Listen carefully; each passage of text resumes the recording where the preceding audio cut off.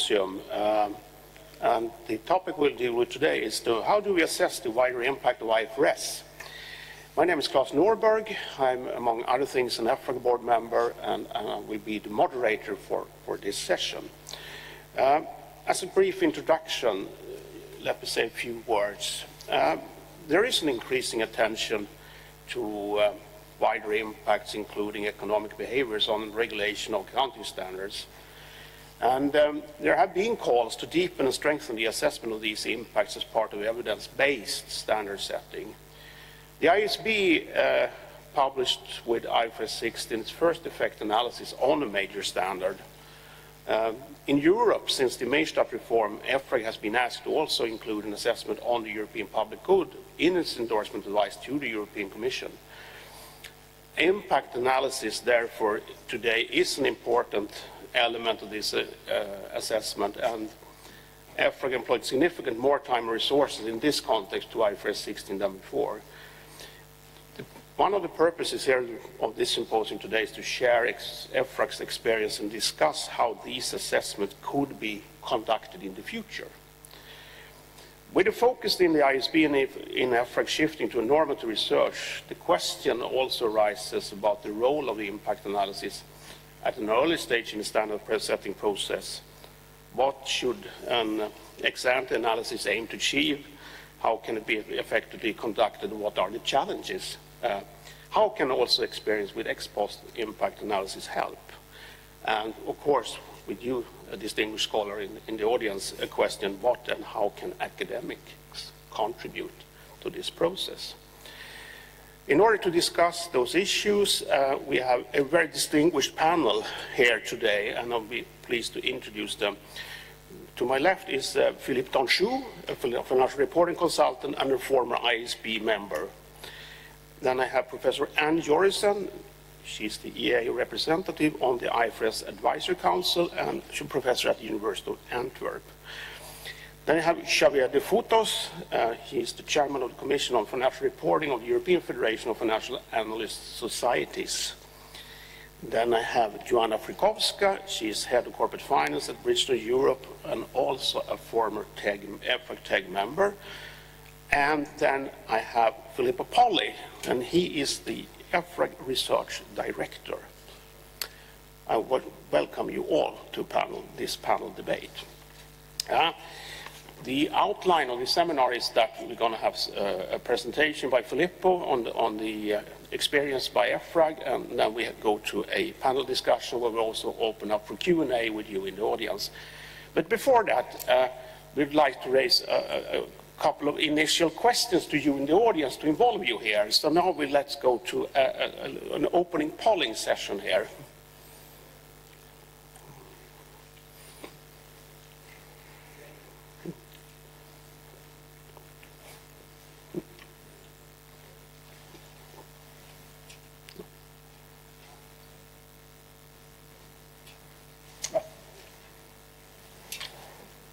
That's the results. We would like to have the questions, please.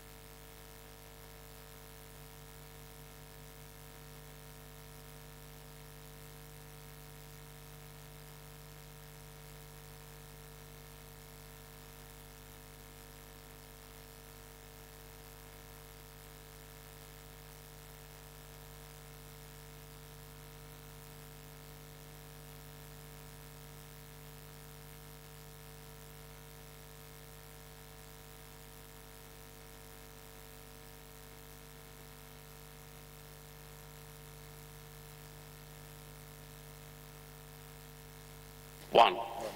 Done. Okay. Research phase got 50%, and then it's an even during the development after the standard. So it seems to be a strong favor before the standard. Thank you very much for that. We'll keep those polls and results in memory when we go through the panel here.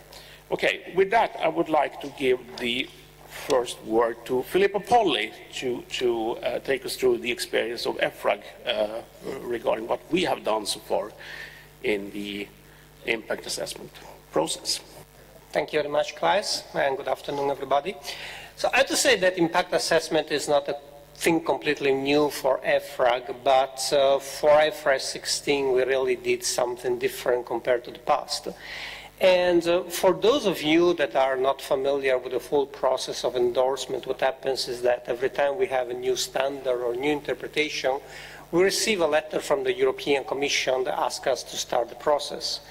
And in the past, the letter was quite simple. They basically were referring to the criteria in the IS regulation from 2002. And they were also asking us to assess the cost and benefit of the new standard, which was mostly a qualitative assessment. When we received the letter last year for IFRS 16, which was probably around May, so we're talking about a process that took us more or less 10 months to complete, we had a quite longer letter, and we had a quite longer list of requests. And I'll go through it, and I will explain briefly what we have tried to do during the process. So first of all, the first question was whether we thought that the standard was an improvement compared to the IS-17, the prior standard.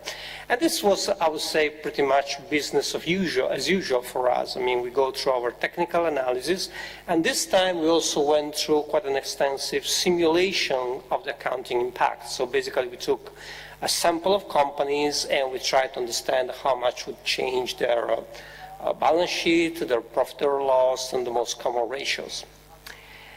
Then they asked us to assess what would be the impacts on behaviors of economic actors, the industry, first of all, but also the clients, the lessees. And in particular, they asked us, and again, this was a first time, to assess how companies would change the way they use leases. They asked us, can you tell us what is the likely impact on the use of leases? Will company move away from lease and go to, for instance, purchasing assets? And also they asked us, do you think there will be an incentive to change the contract terms? Because if you're familiar with IFRS 16, there is, let's say, a little bit of an incentive to use shorter period contracts or to use more contingent payments that do not get recognized on the balance sheet. For that, what we did, basically, we conducted a number of interviews. We also used an external economic consultancy. So we had more than, I don't remember now exactly the number, but hundreds of structured interviews, where basically we asked exactly these questions. How do you expect? What is your price sensitivity? What would happen if, because of the new standard, the price of the contract was different? Again, just a little bit of a comment. I was talking about a 10-month process, but actually this impact assessment was just the final phase of something that we've been doing for a number of years, especially on the technical analysis, so the analysis of the endorsement criteria. But this is those of you who are familiar with the history of the standard will probably know that the first discussion paper was published in 2008. And over the course of 8-9 years, we had really, us and the ISB literally had hundreds of meetings with constituents. Normally, we would focus more on the technical aspects, but questions about what could be the impact on behaviors were asked also before. The third question, and here starts to be quite interesting, was the Commission wanted us to assess whether the standard could endanger financial stability in Europe. And that was definitely something we have never done before. So again, they asked in particular whether we thought that the standard could create problem with the access to finance, and what could be the impact on the compliance with the covenants in loan agreements. Many loan agreements require a company to maintain certain balance sheet ratios. and the inclusion of additional liabilities, sometimes for very important numbers, would have possibly created some problem with breaking the covenants. And so we were asked to assess what would happen if, would the covenants be renegotiated, what would be the cost of the renegotiation, and so on.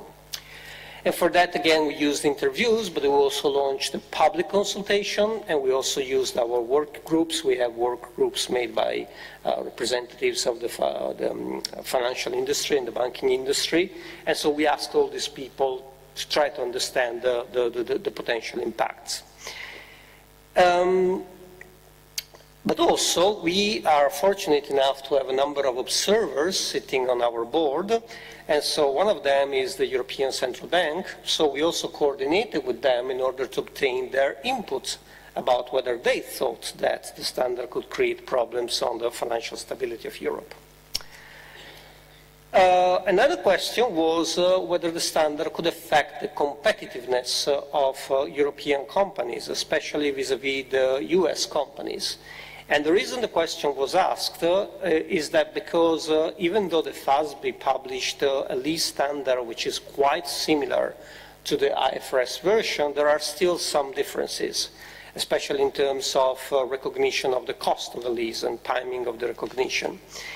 And so we were asked to understand whether those differences could create a competitive disadvantage for European companies, which we did by looking at the differences in the standard, trying to understand what could be the quantitative impacts, and so doing a gap analysis. And then I think that the most important and most difficult part of the assessment, we were asked to understand what could be the potential impact on SMEs.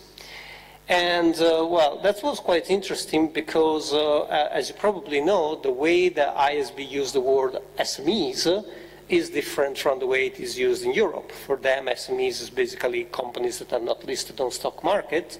For the European Commission, SMEs are the companies that respect the specific size threshold. There are thresholds about the total revenue, total assets, and number of employees. And the point is that many of these companies, well, if they're not listed, they're not obliged to use IFRS. But the problem is that it's difficult to understand how many companies that are SMEs use IFRS or not. Well, this was one of the biggest roadblocks because we found out, frankly, that in some countries that allow companies to use IFRS even if they're not listed, we couldn't even get an approximate number of how many there were. And so doing an assessment in this case was a little bit difficult. But they didn't even ask us only to understand what would be the impact on SMEs that use IFRS.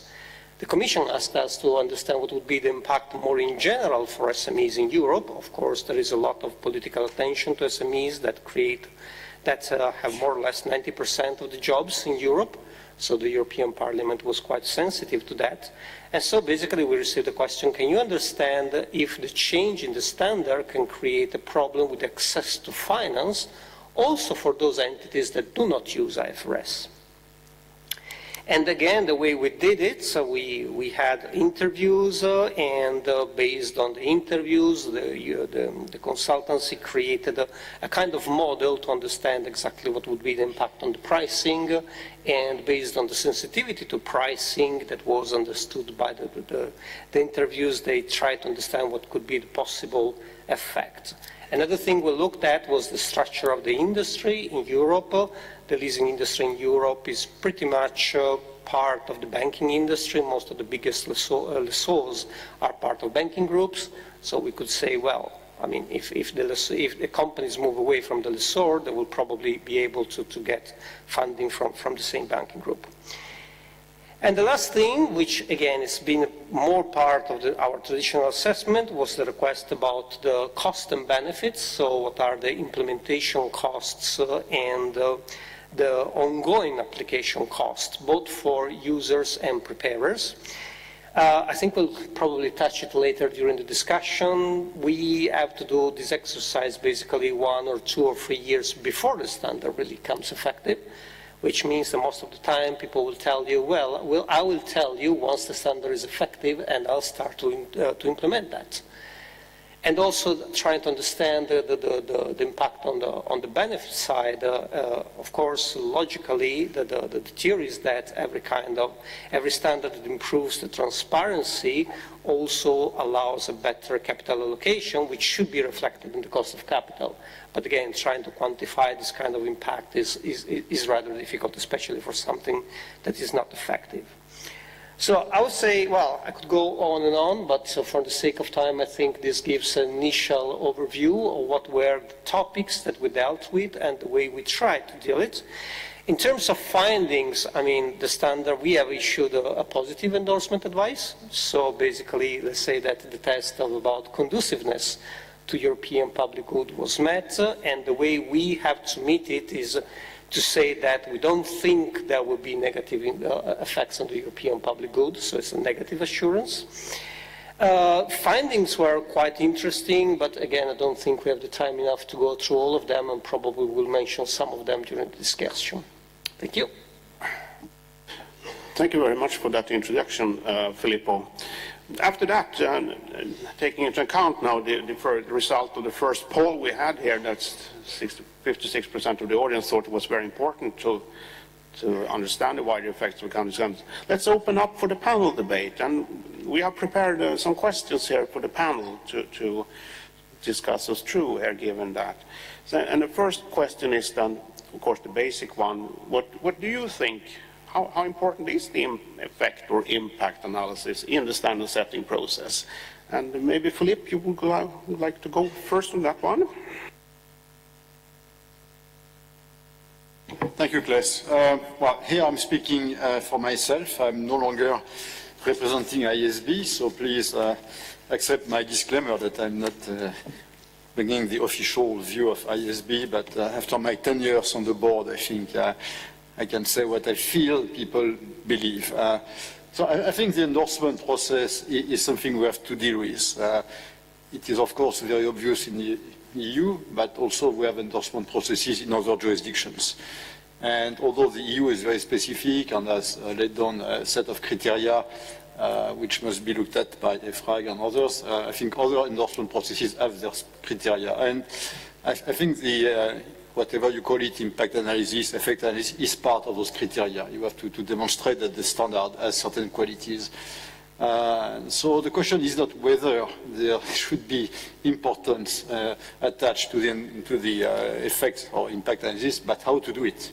We have to do it, someone has to do it, and the question is how to do it and to manage expectation gaps. I think there is a big risk of promising too much and being unable to deliver what is expected because there is no clear definition of certain of the terms which are used in the endorsement criteria. And I think we will speak a little bit more about the European public good later today, but I think it's one of the difficulties of the endorsement advice to assess whether a standard is conducive to the European public good, which is not a very well-defined notion. So we must build, I mean, when we say must, it's ISB, EFRAG and others, and the politicians, we must build a common understanding of what is expected. And the first difficulty begins with the terms used. Here in the panel, we are talking about effect analysis. This is what ISB is pretending to do in the document, which is issued at the time the standard is published, and EFRAG is speaking of impact analysis. Is it the same thing? Well, I think we have time to discuss it more, but I think it's different. And one reason is simple. ISB is dealing with about 150 jurisdictions, 150 different jurisdictions, and very different economic backgrounds, very different systems, legal systems, political systems, economic systems. I don't think that ISB would be able, even if it had a lot of resources, to do an impact analysis as described in the EFRAG endorsement advice for each and every of the 150 jurisdictions, which are so different. So I think what ISB can hopefully try to do is to determine, to predict the accounting effects and to highlight how the accounts will change and how the information provided to users will change as a result of the new standard.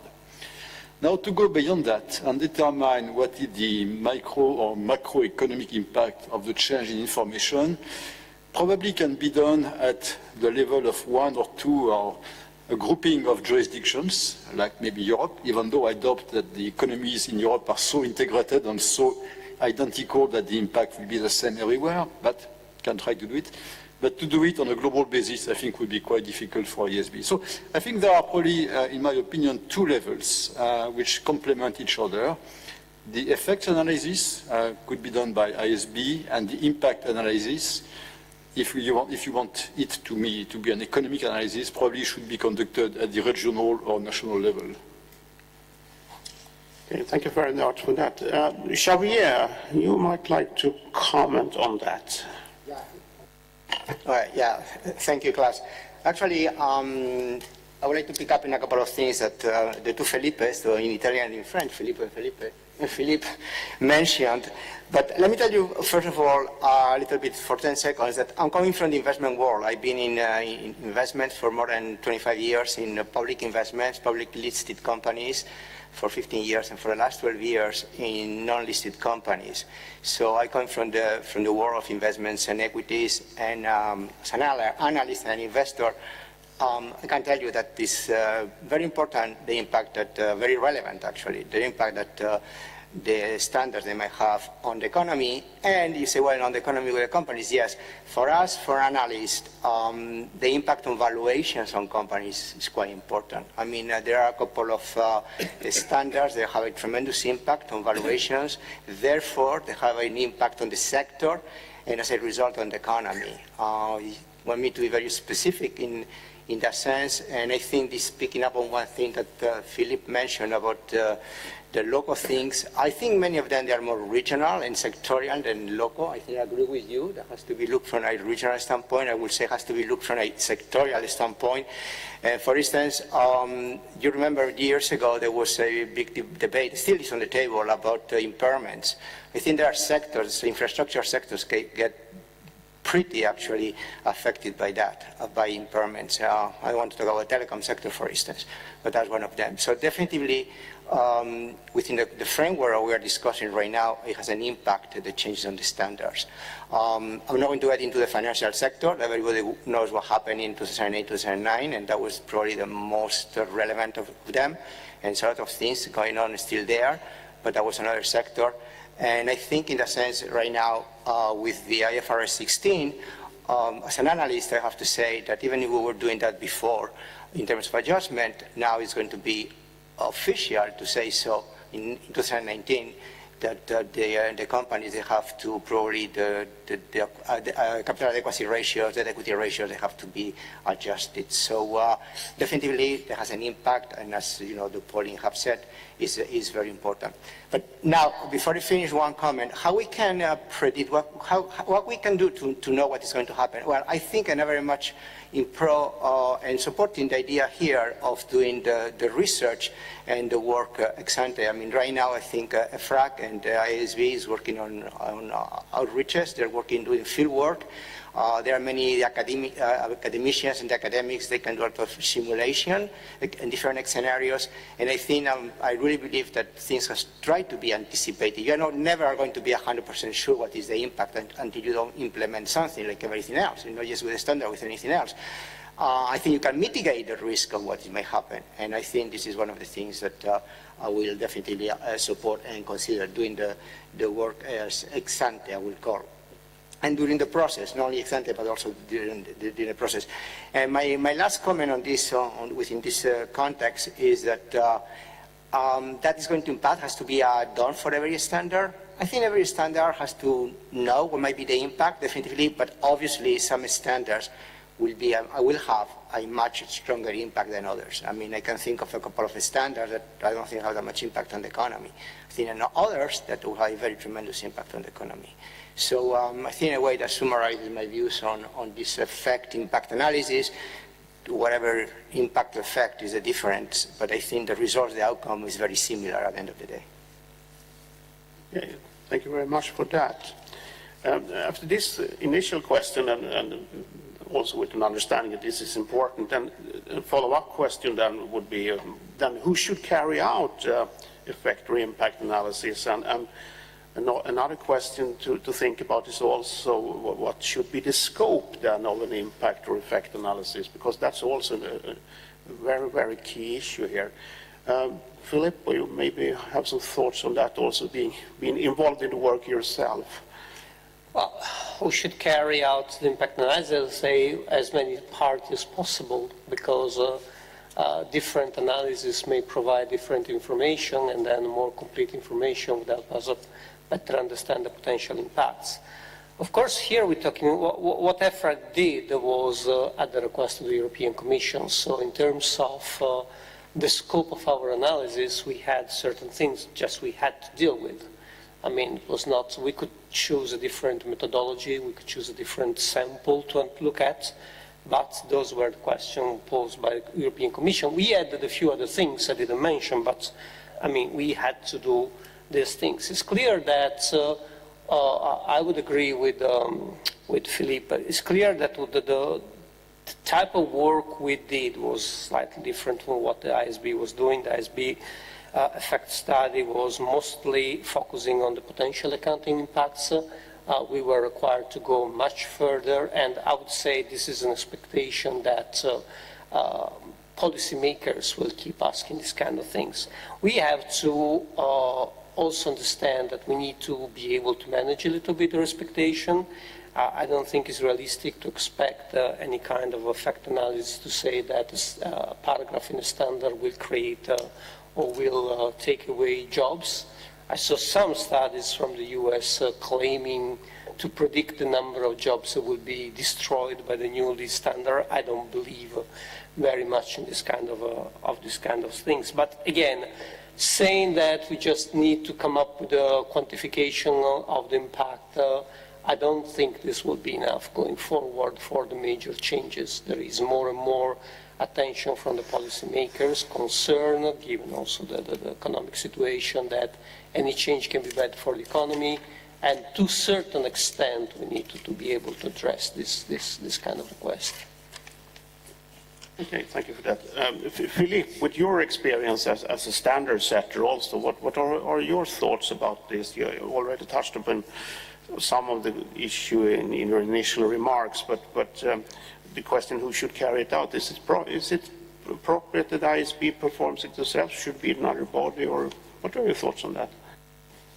Well, to a certain extent, I think I have given the answer, in my view, to that question. It depends exactly what is expected in terms of outcome or output. If it is a technical, practical assessment of how financial information will change, the flow of information from preparers to users, I think ISB is well placed to do it.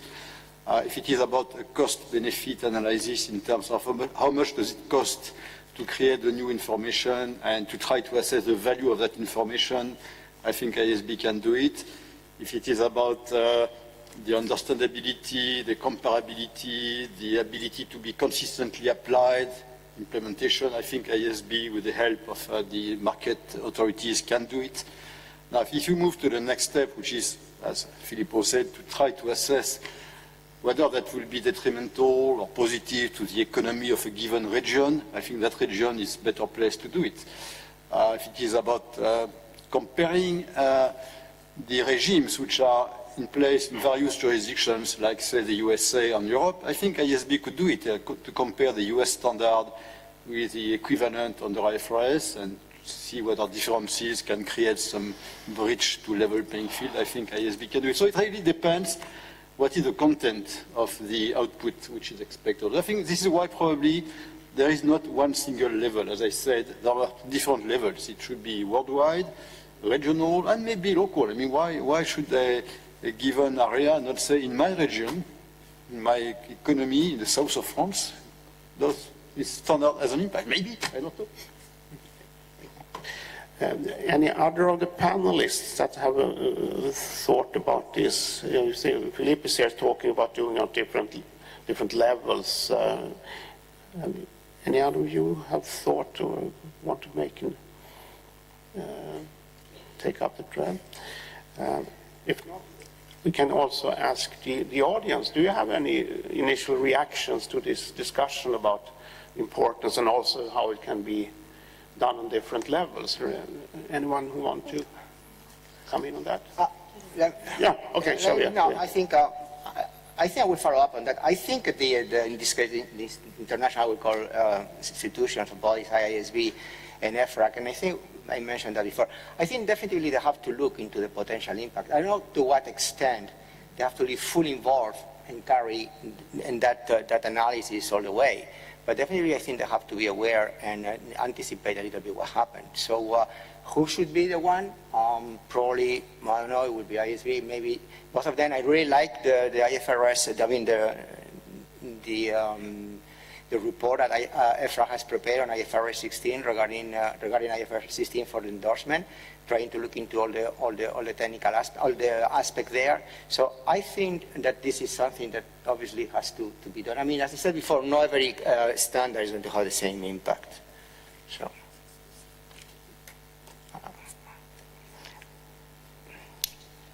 Yes, please. If you raise a question or want to make a rock, can you please also introduce yourself? It would be helpful. Thank you.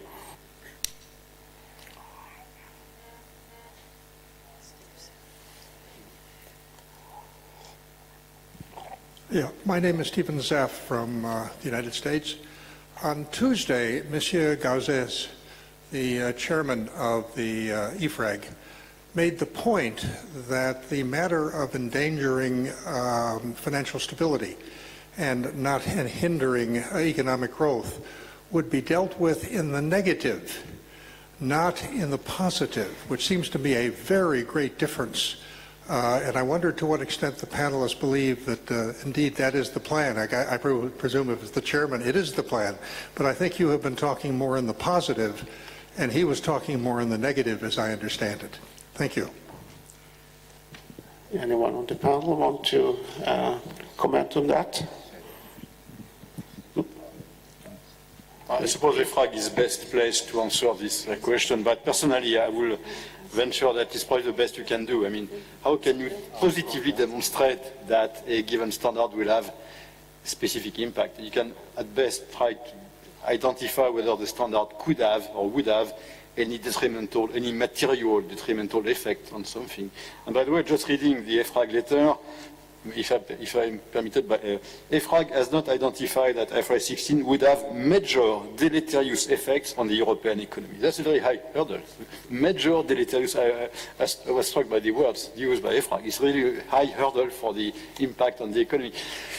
Well, personally, I think that's good. I would not, as a citizen of Europe, I would not expect, I would not wish that people demonstrate to me that any specific standard will have this impact. I mean, it's a package. You cannot expect a given part of accounting to have a specific impact, except in very special cases. But in general, accounting is a package. It's a package of information. People use it in a way and globally.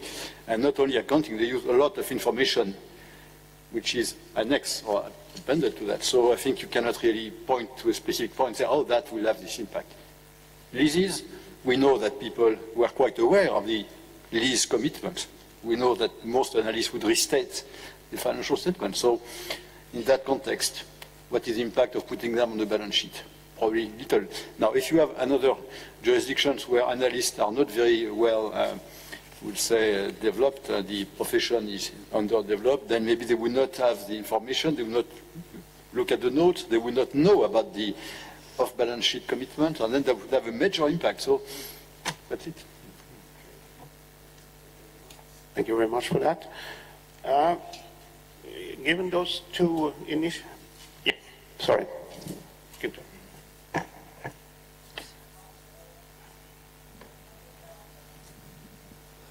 Günter Gebhardt from Goethe University, Frankfurt. You ask about who should do the effect analysis, and it depends what you intend to do. The first step would be a simple recalculation type of research or effect analysis. How are sample financial statements affected? And for instance, in the IFRS 16 case, there was already, before the final standard came out, quite some work, even from the academic community, that used published financial statements, the notes, to recalculate the effect that in the draft IFRS 16 might have. So this could be done by anybody who has access to this and the capability of doing this research. But on principle, many of the new standards are very difficult to check for their effects because they might change the behavior. So how can you anticipate how the behavior will change because of an accounting standard? Before the fact, before the standard becomes effective, it's very difficult. One could do experiments with different groups, but this is a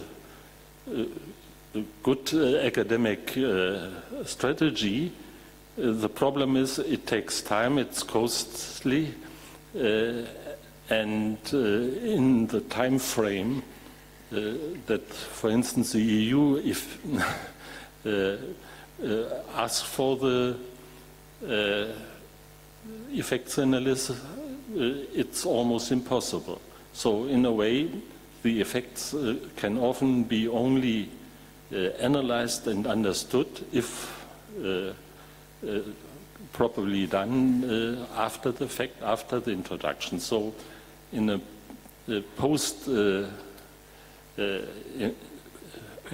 after the first applications are around, and even then it takes a while until the effects of a standard on behavior, on the accounts are really to be established. So it's nice to ask this, but it's difficult to do this, and therefore people asking for such a huge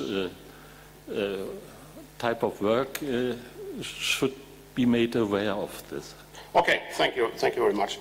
Thank you for that intervention, Günther. That actually leads me to the next question, which I have drawn up to ask then about how and when can academia be involved in the effects or impact analysis? So thank you for leading into that question, Günther. Maybe Anne would like to kick off with her reflections on that. Thanks, Günther, for already introducing the topic. So it makes my life easier now. So with respect to the question, well, how and when can academics help with effect analysis and impact analysis?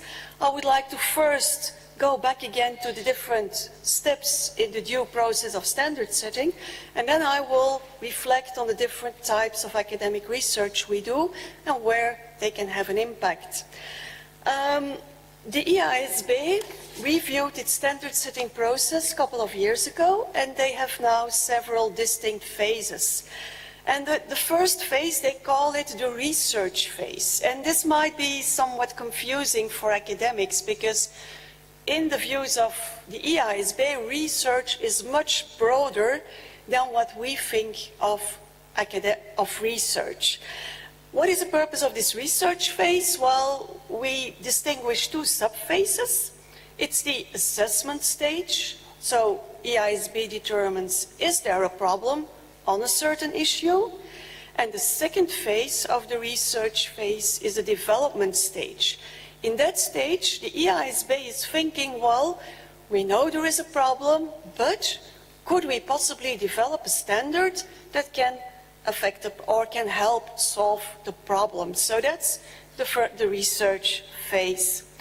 When those two questions are answered positively, then the EISB goes on to the standard development phase. And it indeed depends, like you said, Günther, on the type of standard that is then developed. So sometimes, like IFRS 16 replaced the old IS 17 leasing standard, and you have a benchmark to compare with. So there it is more easy to compare. But for example, IFRS 17, the new insurance standards that will be coming out soon, we don't have a benchmark yet because IFRS 4 almost say, well, do whatever you want, and that's maybe too blunt, but so it will there be very difficult to find comparative information. So in fact, standards development phase might be a totally new standard which is not applied yet, no evidence at all, so we will see later how academics could help in that phase. And then once the standard is promulgated, issued, then it's the task of EFRAG to continue with the endorsement process. And also at that stage, if there are not a lot of early adopters of the standard, also EFRAG is seeing in the dark almost of the effect of the standards. And then a couple of years after a standard has been issued, the EISB does for the major standards a post-implementation review. If we think about academic research, we all think immediately about archival empirical research, where we are able to observe behavior. So if we look at publications on impacts of IFRS, well, we're usually a couple of years after the promulgation of the standards, and the dependent variables in those analyses are: has comparability increased? Did we observe a decrease in cost of capital? Has transparency increased when we look at market liquidity and so on? Have cross-border investments increased? So now I go back with what kind of academic research can we do to help this impact and effect analysis? So definitely, like Günther already said, in the post-implementation review, the standard has been applied by a number of companies, so therefore we can apply our classical, traditional, empirical academic research. However, we have to take into account that quite often our publications provide piecemeal evidence, because we're not allowed to do replication studies. Well, we can do replication studies, but I mean, probably no chance that we get them published, because all journals are looking at what's the contribution to the literature, so you need to include other variables, other populations. So this means that we offer to standard setters piecemeal evidence of significant evidence, but of different aspects of standards. Another element in this post-implementation review, the standard is only 2 years or 3 years out, so I think with major standards like IFRS 17 now for sure, there will be a learning curve. So the impact we measure the first 2 or 3 years after the standard might not be the impact that the standard will have on the long term. So definitely, academic research can provide a lot of interesting information in the post-implementation review. But that same empirical academic research can also inform the research phase. It can show that there is a problem. So if we look at behavior, we can discover problems. So then the EISB can know, well, with a certain standard, there is a problem. Maybe the type of results we have might also provide them any guidance as to the possibility that the problem is solved by an amendment of the standard. So empirical research can fit into these two phases. Can we help standard setters then in the standard development phase when there is no evidence, and in the endorsement process? Well, I think we can. We have research on comment letters.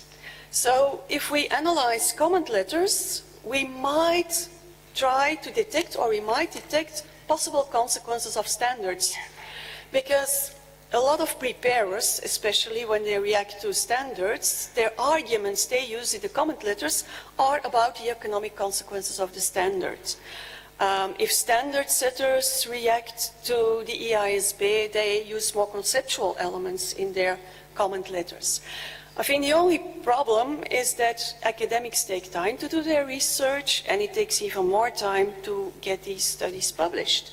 So if there are academics with very interesting comment letter analysis, I mean, by the time these studies get published, the standard is out there already for a couple of years, so then it would be important for the standard setter to try to look at work in process, which is on SSRN or so. Another element, and I had the same idea than you, Gunther, last night, or the days when we prepared the symposium, is maybe experiments. So we see in management accounting, in auditing, a lot of experiments taking place. And maybe there is a way that in the standards development phase, an academic could set up a very nice experiment with managers, of course, with standard setters, not with students, to get an idea about an impact of a standard. But then we must be honest, experiments, well, it's a lab environment, so when in real life standards get implemented, it might have other consequences. So I will stop here with this response. Thank you very much. Xavier, you as a user, do you have any views on the help of academia here? Yeah, I think this is a very, very, very good question, a very good point. I think that Anne already touched upon very key points for us as a user. I think talk about evidence. Obviously, we look into evidence and we make a decision based on what happened, but we're always looking forward as a user, as an analyst. We're trying to anticipate. I mean, for us, the past is a basis for going forward. So I think in that sense, the evidence, and I think is something that we need, but we have to anticipate what happened, and I can be very specific about this. And you mentioned, I think, Anne, also that the comment letters that the IASB gets. Well, we don't know, obviously, until that happened, but many times we see the trend of how things are going. We talk to companies all the time, we're in the market all the time, and if I give you an example, what happened with IFRS 3, and the impairments and the goodwill, it was a big discussion those days where it should be impairments, amortized. We went for impairments because I thought, and we thought, I have to say personally, I thought that was the way to do. I think now, I know that on the PIR, again, it's a discussion. It should be a hybrid, it should be a mixture. I think Philippe knows very well the discussion because we talked to them many, many times, and he knows. And even if we went along because, and I said personally, I think was right, well, I wouldn't say it was right, it was a good idea, but we always have in the back of our minds because we see the trend talking to companies and how the markets react to things. So I think it's there where I always think, and this is, academics are very good at doing simulations, at doing cases, using baselines and scenarios. I mean, I've been always, involved in my past life on things like that, and I think that's something definitely can bring a lot to the table. And I think that's the reason why I think that, academics can bring a lot to the table ex ante or in the face of the standard. After the fact, everyone can do research on that. I'm sorry. Probably you are much more technical than we are. But when you have the fact, you can do it. Yeah, you are going to tell me, that what happened because ABC, well, it's history. But I want to know going forward where I'm going to go because, they pay me for knowing my investment, where it's going to go. So my opinion is, I think that, Anne mentioned that, and I agree. Comment letters set a very good trend, and you probably have seen much more than me and Philip. And I think you have an idea what things might happen, and I think academics, they can comment on the game they are in play a very important role. But this is maybe a different type of research, but it's very, very, very helpful. Okay, thank you very much for that. Let's move to another question, and I want now to be a little more specific.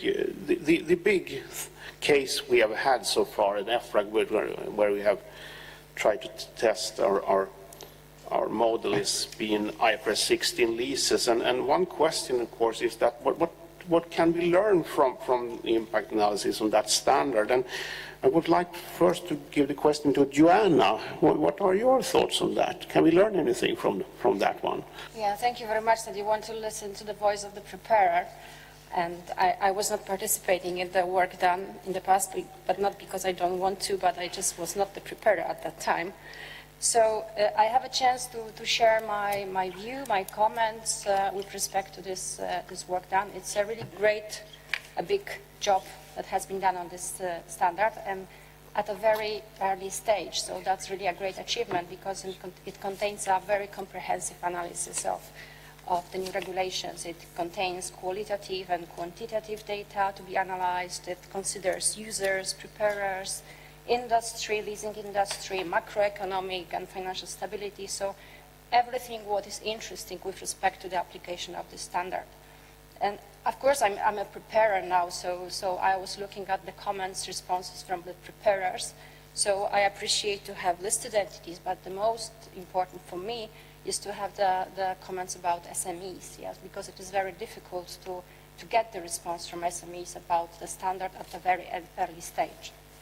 I can share with you as well my personal comments related actually to the company where I'm working.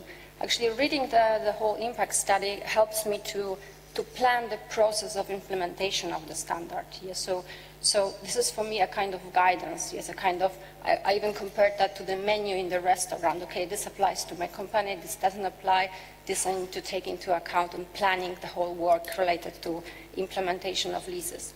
And I can also comment stopped working. I can also comment Ginter question about behaviors, yes. When reading the standard, when reading the impact analysis, I started to think whether we can do something to avoid the liability in the balance sheet. And we said, okay, we can think about behaviors of lessees to change this, but actually it's also about the business, about the risk. We have a lot of leases of properties. We cannot afford to shorten it to 1 year because this is our business.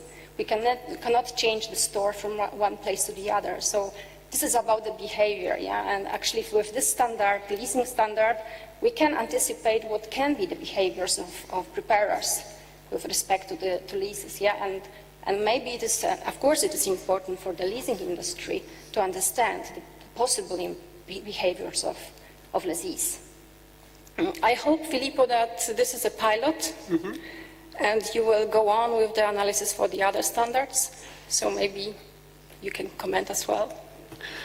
Filippo, yeah, do you want to add anything to that? It's a difficult question for me to reply because I was heavily involved in the process.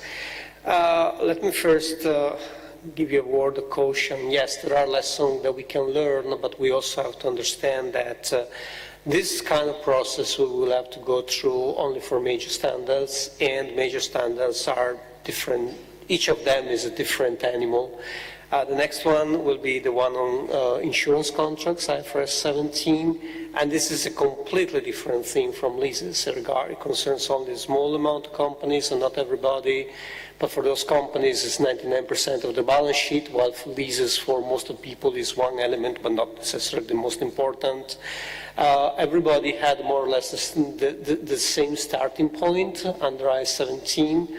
Under IFRS 4, all insurance companies are more or less using, well, some of them, but there are a number of different ways, different accounting treatments, so they will move from different starting points. So unfortunately, for each of them, there will be a lot of tailoring and specific questions. This said, what we have learned, I would say, first of all, we have learned that it takes time to do this thing.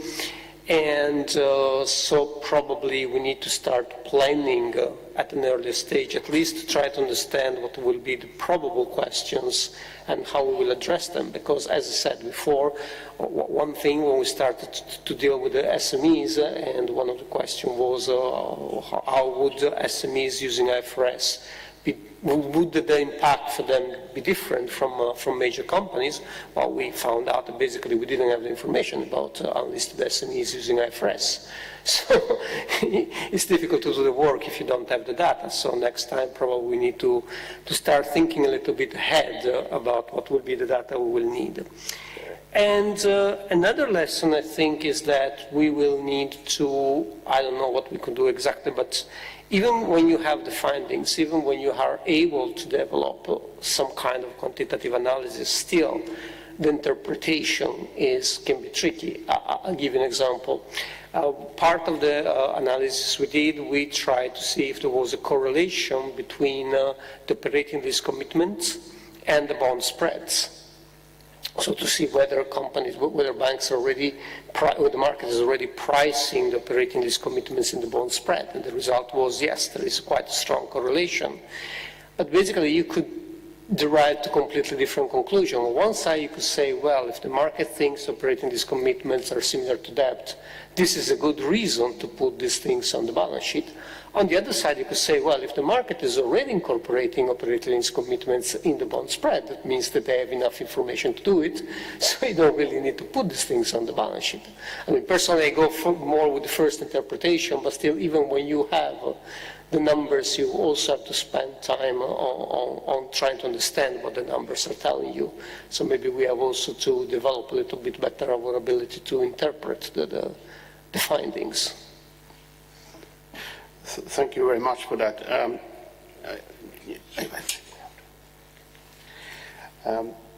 Follow-up question that Philippe also touched upon earlier is also that now we are expected in EFRAG to do impact assessments, effects analysis on all the new standards that are coming in, also amendments to a varying degree. But then the question is, of course, is this the most appropriate way to do it? Should we do it on an individual level, or is it the whole package that should be assessed? And I know, Philippe, that you have you thought about that. Thank you. Well, I'm not Normand, I'm Parisian, but I will say it depends. It depends on the type of standard you are looking at. There are some standards which are very integrated, and it's quite difficult to apply one bit of the standard, one part, without applying the whole standard. Some others, you can probably break them down into smaller pieces. One example being IFRS 9. You can look at the classification and measurement part, and then you can look separately at the impairment model, which might be separated in a different standard. It's there in one standard, but could be in a different one. If you wanted to do it a separate IFRS 9.1, it could be there. And you have the hedging model, hedge accounting, which also could be looked at separately from the classification and measurement. So it depends. In certain cases, you can assess separately those pieces. Now, if I look at IFRS 16, there is a lessee model, which is quite difficult to break into smaller bits because it is an integrated model. Probably you can look at the lessor model, which did not change much, and say, well, what is the impact of having changed marginally a little bit the lessor accounting model, the disclosures. So really, some can be looked at only as a whole, and some others can be looked at bit by bit. Now, there is the other issue. Can you assess a standard without assessing the whole of the IFRS regime? That's a difficult one, because IFRS, in a way, are a package which has an internal logics. And if you decide that one bit of that logic doesn't work, that means you may have to reject the whole IFRS system, because just like IFRS 16, it is very much related, interrelated with IFRS 15.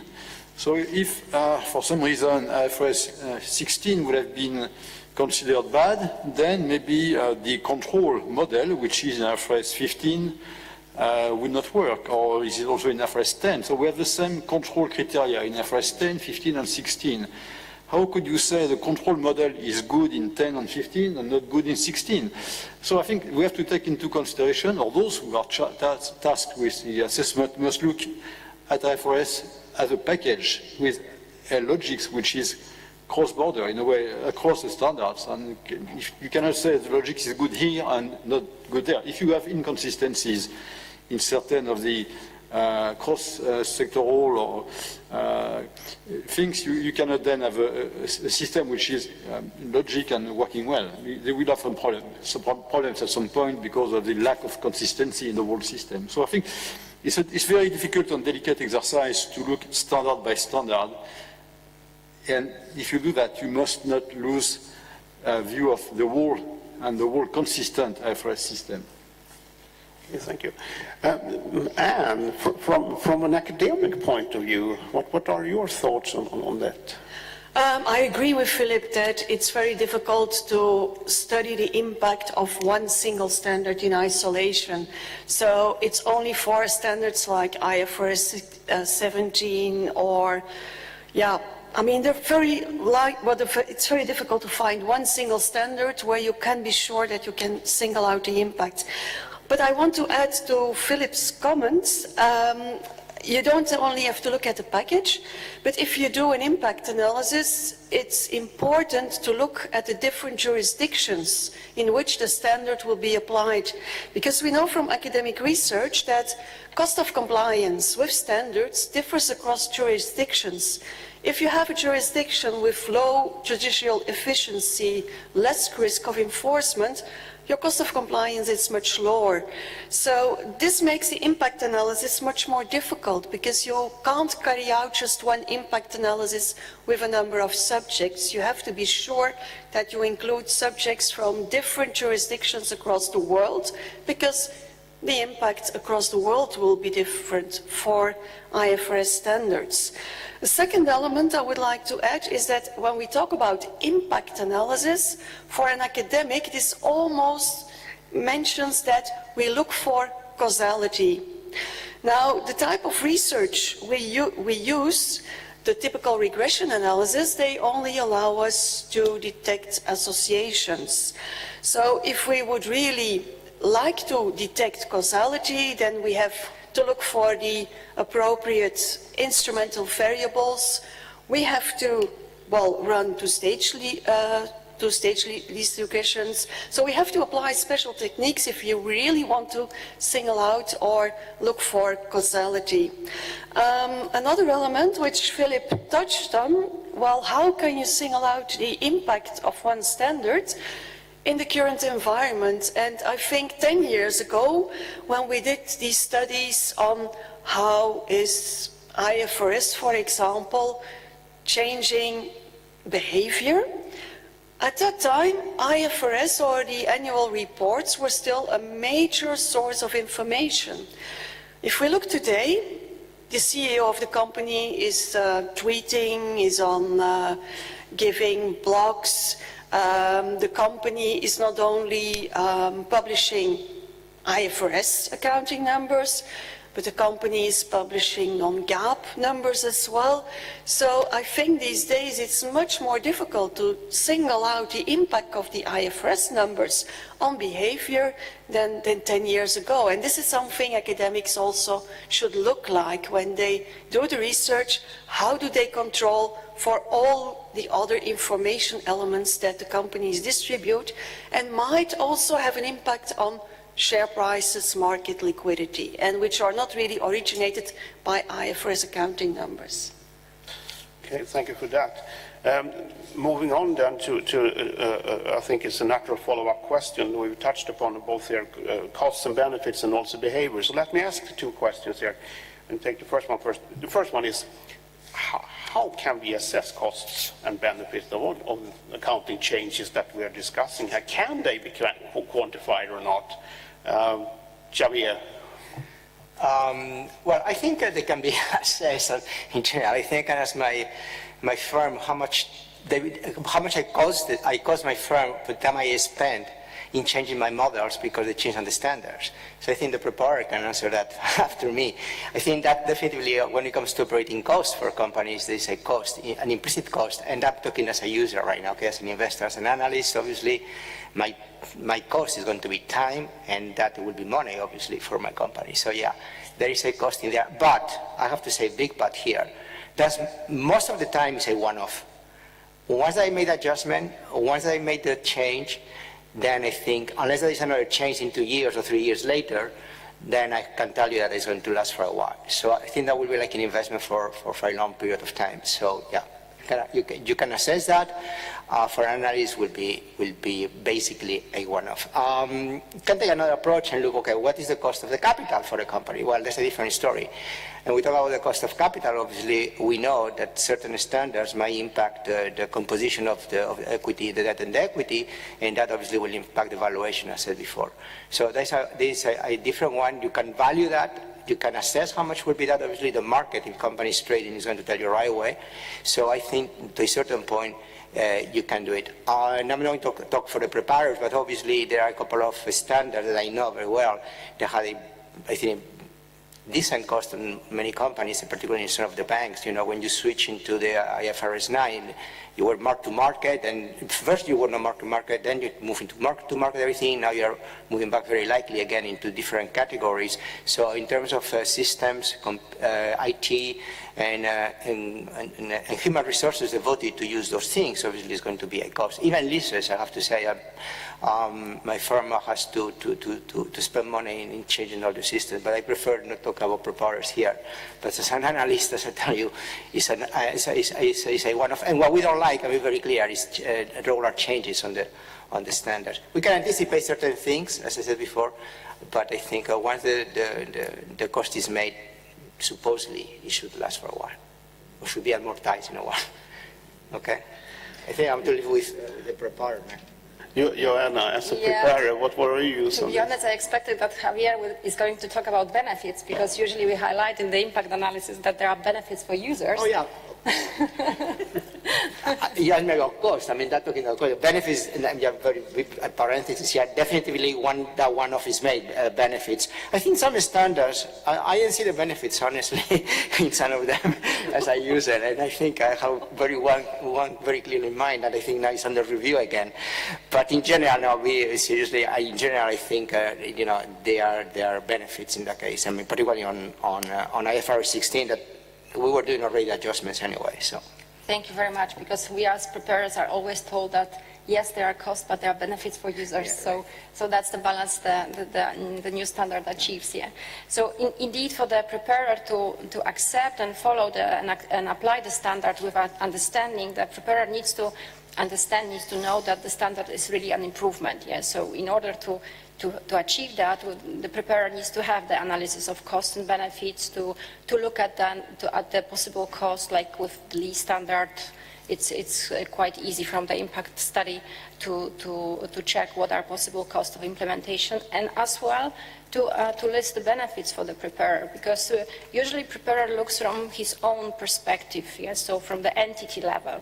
Okay, there will be cost, there will be money to be paid for systems, there will be time spent for doing the things, for educating people in accounting departments in the group, like we have the group of 50 entities in Europe. We need to train accountants there to not only to implement, for instance, for leases, not only to implement the standard, but going forward, because right now they just take the invoice for rent and they just book it to income statement, and it's not going to be the case in the future. So it's really time spent to educate those people.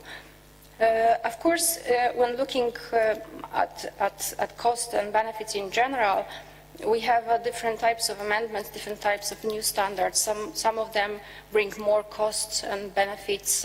The others, for instance, related to disclosures, mainly benefits for users, for preparers, less cost, and, for instance, implementation of lease standards. Well, indeed, it's for us as preparers, it is difficult to understand the benefits sometimes, but when the readings, the work of EFRAG and impact analysis and the rationality behind implementing different amendments, it definitely helps. Thanks. Anne, do you have any follow-up comments on that one from an academic point of view? Yeah, I was just a short remark that sometimes it's really difficult to estimate costs and benefits. And I'm thinking of a certain issue where users, in fact, lost information. I remember when International Accounting Standard 14 was replaced by IFRS, we saw in the comment letters written to the EISB that many users complained about this new approach because they liked the approach of the old IAS 14 with the geographical segmentation and the business segmentation. And all of a sudden, in fact, preparers could do what they want and present the segment information through their eyes. But, I mean, from the comment letters, we can really sense that users will bear a cost for the loss of information, but how can you calculate that? So it's very difficult sometimes for users, I think, to calculate their costs and benefits. I think it's more easy for a preparer to calculate the costs and benefits, but for the users, it's a challenge. Yeah, let me say one thing here, because Yeah, I think, sure. and you read my mind very well when I said there was a standard that necessarily wasn't better for us. I think IFRS, you're talking about what became the segment reporting, no? And the management approach. I think that was one of the things that, particularly in Europe, we were not that clear how it was going to be a major improvement, because there is one thing that's happening, and is that they're reporting now, companies been reporting on a geographical basis, but they're not reporting on a results basis, meaning you don't know in many companies they might do Latin America, Asia, whatever is the geography, but you don't know really the actual results on each region. So I think that's what happened. It's one of the things that happen with that, with the management approach when it comes to that. And also the management approach, I think, is very good internally, but sometimes it changes too frequently, the management, to say so, and the new management, they like to rearrange things in their own way, and sometimes presentation changes completely. So for users and for us, it makes things very difficult. Every time we see a restructuring in a company, say, let's see now what is going to be, how to report. So anyway, that was a parenthesis, because I think it was, completely, you completely read very well, you read very well my comment. I agree with you. So. I think that we just continue into the next question, because then we move on to the behavior aspects of that. Yeah, well, that I have. My question here is that is it possible to predict behavioral effects in a robust and reliable way, ex ante, to be very precise? And you, Xavier, can maybe continue on that one. Yeah, I think that's really difficult to predict the behavioral changes. I think we consider changes in the behavior of a group of consumers, for instance, and how it's going to affect the standards. We can predict that, but until really we see the impact, it might take a while. I mean, I have to say that behavioral change in that sense, and for us always looking into markets, into how the consumer segment is going to impact the different products, I think it's hard. I think sometimes we see that, we can see, telecommunication sector, for instance, is one you can predict. You cannot predict. You can have an idea how things are going between the mobile fixed lines, prices, tariffs and everything, and you might be able there to have an idea and give some input that may be good for the standards. I cannot say that all across the board on every sector. I cannot say that all across the board on every standard. But what I think is needed, and what I think is what is happening these days, is really to have a regular discussion, conversation with all the stakeholders here to see all those things that we're discussing about this. So that's how I see the behavioral changes, really. I mean, in a company, behavioral change that I cannot predict what is going to happen, honestly. And I know that from your point of view, this is, of course, a key question also for academic studies. So what were your experiences regarding this question? Yeah, I think to predict the impact of new standards, we can't rely on empirical-based research, because therefore we need evidence on how the standard is applied. So in order to predict, we can rely on comment letter analysis, maybe on experiments. But what I saw is that in impact analysis on IFRS 16 carried out by commercial companies, they took existing models from the academic literature and they used them for prediction purposes. Now, that's really very dangerous, because if we write studies, our models are tested on the explanatory power and not necessarily on predictive power. So using these models that are fine to explain underlying mechanisms, using them for predictive purposes might not give a good result with respect to the future behavior, because these models, they test the relationship based on the situation and the mechanisms, for example, over the period 2006-2012. So using that model to predict outcomes for 2015 to 2020, I mean, it's a totally different market environment, so that's quite dangerous. And I've seen that happening with IFRS 16. Academic models have been used in a predictive way where they shouldn't have been used for predictive purposes. Philippe. By commercial firms, sorry, not by academics. Philippe, I know you also have thoughts on this. My experience, or maybe my advice, would be to look at the past and compare what people wrote in their comment letters 10, 15 years ago and what really happened. not much. I mean, people don't like a standard, they don't like change, some have some vested interest, so they write a comment letter explaining how bad is a proposal. But when you look at what really happened in terms of factual developments later on, it's usually quite different. One best example would be IFRS 2, share-based payments, right?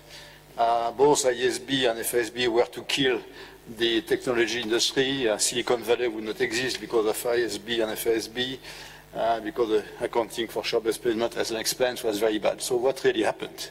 Have we seen any such thing really happening in IT? No, I don't think so. I would guess that IS 19, where we put transparency on pensions, would kill all pension systems. Well, some have been closed, yes. Is it only because of accounting or because of the real economics of those regimes? So quite difficult, but I think we have to be very careful about using comment letters to predict actual outcomes. I think people are pleading their case when they write a comment letter. They are not providing real economic things on which you can really make a decision. And also, I think we have to be careful that the impact on companies will be quite different according to different companies. I mean, if a company is very transparent in terms of information provided to markets, the impact of a new standard will not be that big. If a company is not transparent, then there will be a big surprise to the market and there will be a big impact. So it's a very granular situation. You cannot assess as a whole. It depends how transparent companies have been so far. It depends which options they used in the past existing standards. IS 39, you had so many options, fair value or not fair value, cost. What is the impact of IFRS 9 on a bank? Well, it depends how much fair value was used so far. And so to give a single assessment as a whole is quite difficult. Thank you. And that also leads into another question, and you can both comment on the current one and also take on the next one, because it's very important in the standard setting process to talk about an evidence-based approach. It comes back all the time. It's so important. But there are, of course, challenges here regarding evidence, and how can they be overcome, and what are the challenges here in order to deal with this ex-ante situation that we are faced with here, to trying to predict still the effects of a new standard. So Joanna, and you might also say something about the behavior effects here. Yeah, I wanted to say something because indeed, Philippe, you are right that in fact the behavior doesn't change, but the impact in the impact study, we cannot say upfront that nothing is going to change. Yeah, so it is about predicting the worst case scenario, what could happen. Yeah, so definitely when you think about revenue recognition standard, the telco industry said, okay, it is going to be a big impact. I haven't seen the change in my agreement with telco company yet. It's the same, so they haven't changed anything, but it's about respect to those people. We have to deal with this. That's the point here. Yeah.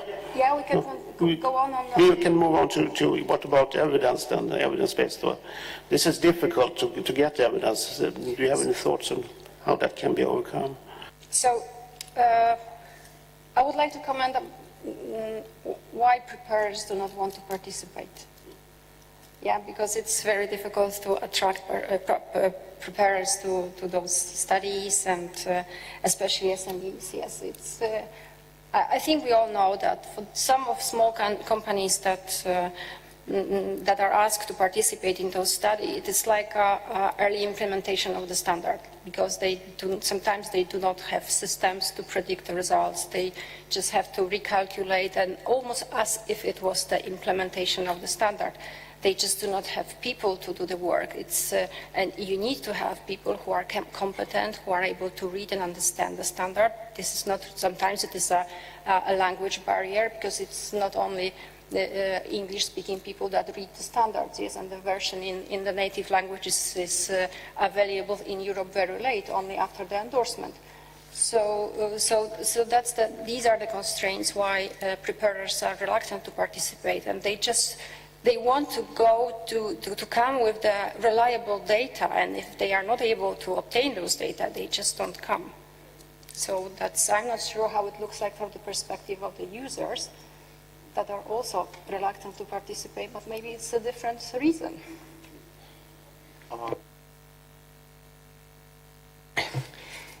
Yeah, I think for us, for users to participate, I have to be very clear. I think many times users, every time you put on something like standard. It's not like, just really for academics. Here or not. And it's for certain institutions up there working on that. I think we like to have the end result. The end result is how, for instance, the financial statements are presented, or the preliminary financial statements are presented, and then we will do our own work. So I think that's one of the things. And also, I think I have to say that users, and as I said, I've been working for many years in a big firm. Sometimes it's very hard as user and analyst to have different opinions, to see something different than the official side. And I think here we have to be very careful with the balance between preparers and users sometimes. And I think that's one of the reasons why users will have a hard time. I think on a personal basis, probably you can talk to a lot of them, but take an official position is a different story for users. So, and again, I think, but besides this kind of, I would call corporate situation, again, it's a reason here is that many users, we think, that getting into these things gets too I would say technical, but too academics, and it's not, at the end of the day, we need to put a number and look forward. So that's one of the reasons why users have such a hard time in getting involved. And it's not so easy, really. And they feel uncomfortable. I have to tell you that really, when talking to the international accounting bodies, standard bodies, some analysts, they get a little intimidated at the beginning. They really need senior people here. Philip, you have, of course, been working with this evidence issue for so many years as you're an ISB member, and it's happy to hear your thoughts on that. It's true that it's relatively difficult to get people involved early enough in the process. Many believe this will never happen, so why should I get involved? Some others think that it will be killed at the last moment by a political decision, so let's try to lobby the European Parliament instead of lobbying ISB, etc., etc. So these things are real. Now, the only thing the standard setter can do, and should, and actually does do, is to give ample time for consultation and try to raise awareness of the project as much as possible throughout the consultation process. Just keep in mind, IFRS 16 took about 10 years from the beginning to the end. IFRS 9, 10 years. IFRS 17, 20 years plus. So I think you have a chance when these things take such a long time to involve, try to involve people. Now, at the same time, it has a negative impact. When it is such a long process, there are people who lose interest and may be involved at the beginning and then they lose track of developments. And it's difficult to keep people involved and reacting for such a long period of time. So there are positives and negatives to the slow and thorough consultation process. But I think there is no way out. I mean, we need to make sure that people are aware and they give them a chance to react. So this is done by a lot of outreach activities, conferences, speeches, seminars, field visits, contacts with standard setters, contacts with the industry representatives, contacts with users, etc. And tell them, you must think about it because that will happen, and be convinced it will happen. So if you don't react, how can we take into account your views? But there is no magic bullet here. I mean, let me say one comment on that. Yes, I think, nevertheless, and given all these comments by Philippe, myself, or the table here, I have to say, as a user, I've been involved for many years, that things have improved a lot, significantly. I have to say that the ISB, EFRAG is doing a tremendous work in trying to do outreaches, field work, that years ago it didn't happen. So I think I'm trying to look at the positive side. I think when I started to do research, I don't know, more than 20 years ago, now the comparability, the cohesiveness, the many things that are on the standards, it was not the case before. So having said that, I think that we're really moving in the right direction, even if it's an educational process here. I just want to add one specific difficulty, I think, is to involve SMEs. Because large groups, they have teams who monitor IFRS development. They know what's going on. But SMEs, they just are using public information to get aware of what's going on. And maybe they have some firms, audit firms, which are less involved with standard setting developments and do not warn them also. So I think the big difficulty is to get the views and the feedback from SMEs to the extent they are affected by our standards. Dear panelists, thank you very much for this very enlightening and interesting discussion we've had today about both the possibilities and the challenges of trying to figure out the effects of financial reporting standard setting. I also hope that you as an audience has been enlightened by this debate. Rounding off this seminar, I would like to ask a last question to the panel that's somewhat broader, and we have to do it rather quick way, but all panelists will be able to.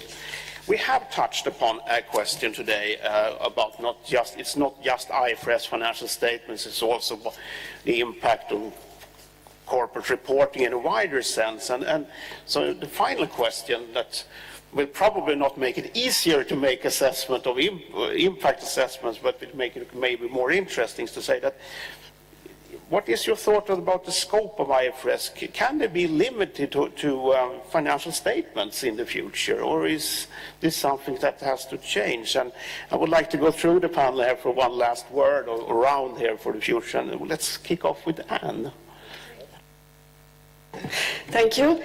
That question about the scope of IFRS limited to the financial statements was included in the IFRS Foundation Structure and Effectiveness Review, which took place last year in 2015. With the European Accounting Association, we wrote a comment letter on that, and what I'm going to do here is express the view of the European Accounting Association, namely the European Accounting Financial Reporting Standards Committee, that we expressed in that letter.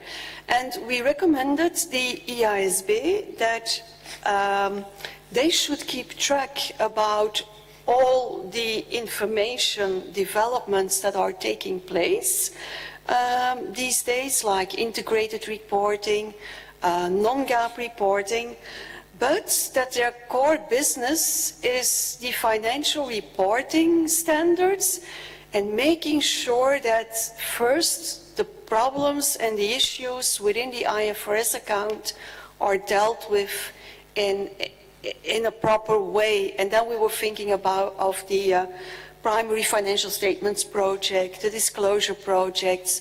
So we thought that it would be best for the EISB to keep track of what's happening, but not to take the lead, for example, in integrated reporting and that movement, just keep track of it, but make sure to ensure that the IFRS accounting numbers are the core information of the company, so that they keep this position, that they have to make sure that those numbers are numbers that really reflect the economic situation of the company, and that there is not a lot of critique on those numbers.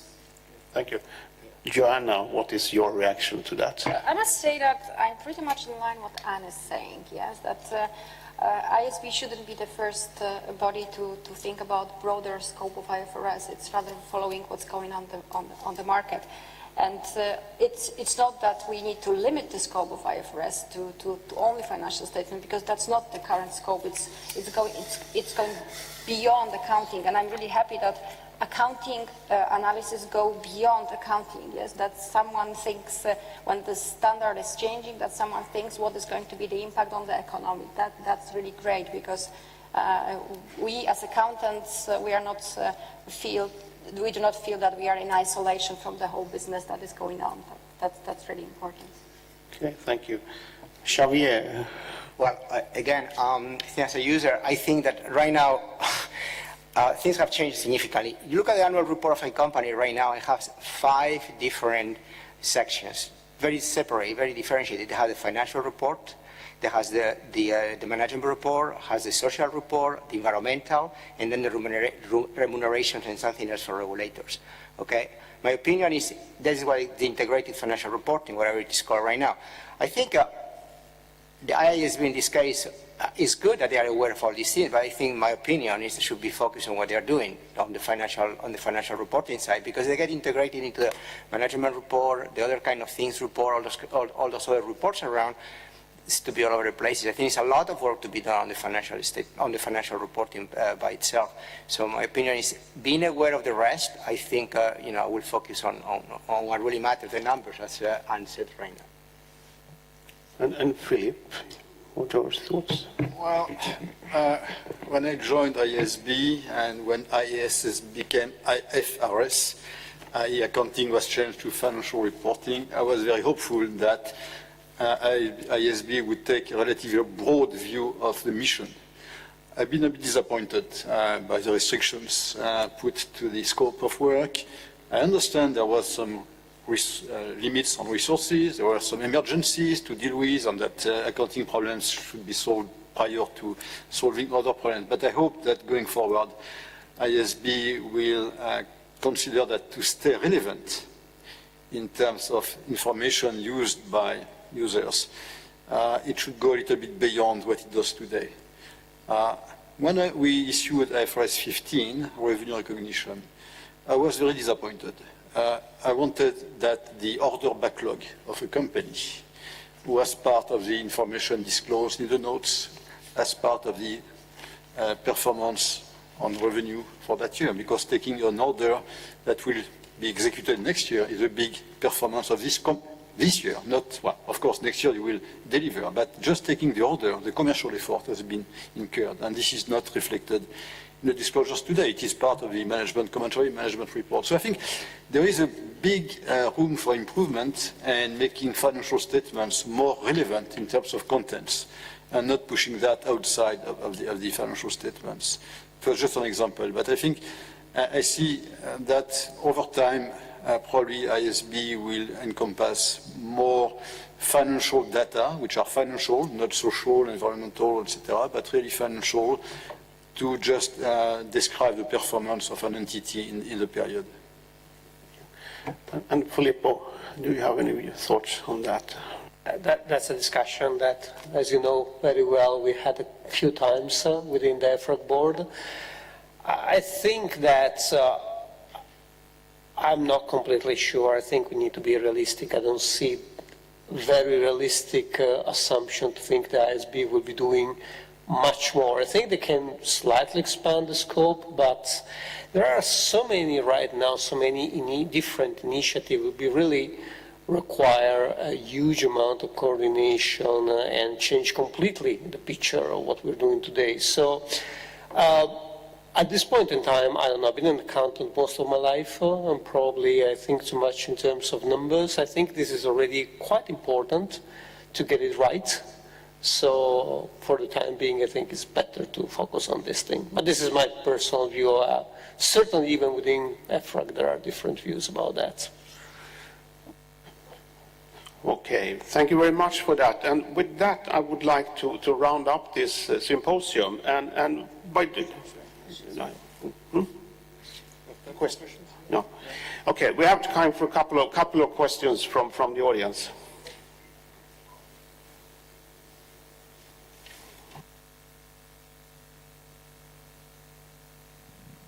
Hello, Veronique Bloom from Grenoble University. My question goes to Anne. You've mentioned 3 ways of researching on the impact of standards: empirical research, research on common letters, and experiments. All of them kind of give a snapshot of what's going on, when likely the impact of standards is more dynamic and could also happen into the organization. Well, does EFRAG first care about the impact of standard adoption into the organization, and do you think that qualitative research, like interviews conducted on a dynamic basis on longitudinal studies, maybe could help understanding what's going on in terms of impact, and maybe not measure, but categorization of behaviors? Of course, if you do 1 or 2 of those research, I believe that we won't understand much. But if we multiply them, maybe we can find patterns after a while, and maybe not make prediction, but start to understand how things are going on. Anne? Yeah, I was asked to comment when or what type of academic research can really be fed into this impact analysis at different stages. I've done case studies myself on financial reporting, and I mean, case studies are very valuable as well. If you talk about longitudinal case studies in a company, I think they will generate really interesting insights in what dynamics are created in a company with respect to standard changes, but they might be not giving the input the standard setter wants at that time, because the time frame of the case study might be too long. I mean, for example, for standards that take quite a long time, yeah, case studies, you have one observation then, and it could be an extreme observation. Always, I mean, all research can provide evidence to a standard setter. I'm sorry, I want to precise. I was not talking about case studies. I was talking about interviews, many interviews in sectors or in companies using the standard.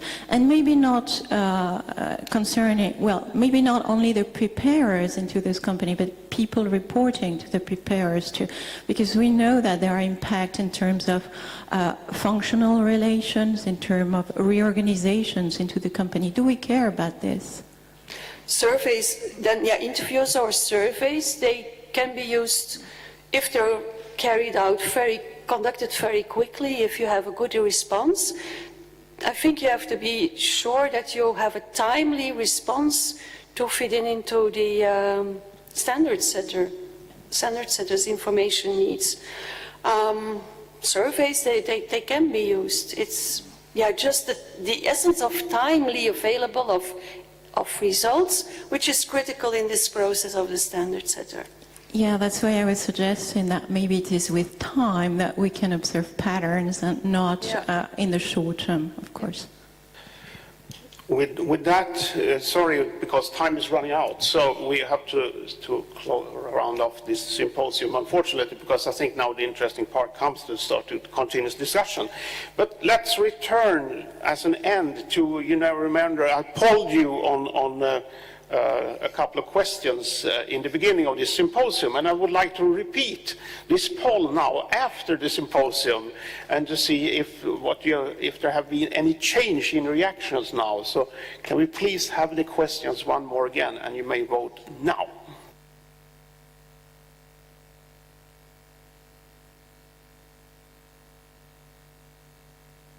This is certainly impact analysis.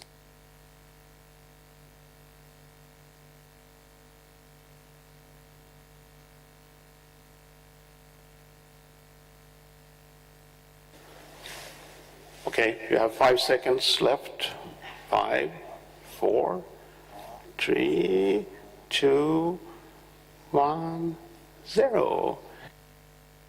The impact assessment here is, if you compare it to the initial poll, that 73% thought it was very important. Now it's 67%, so there's a slight decline here.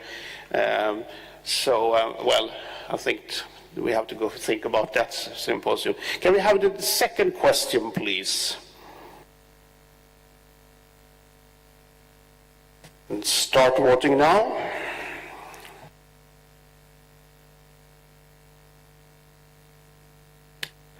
You have now 5 seconds left. 5, 4, 3, 2, 1, 0. If you look into results here, on the initial vote, there were 56% that thought that was important in the research phase. Now it's dropped slightly to 50%. There's a slight decline even here. But still, given the discussion we have had here in the panel today, it still seems that there's a strong impact to put focus on the research phase here in assessing the impact of standards. And given the discussion we have had here today about the challenges of doing this kind of research ex ante and finding out the impact assessments, I think this is an interesting result. And with that, I would like to close the symposium for today and thank you for participating. Thank you all.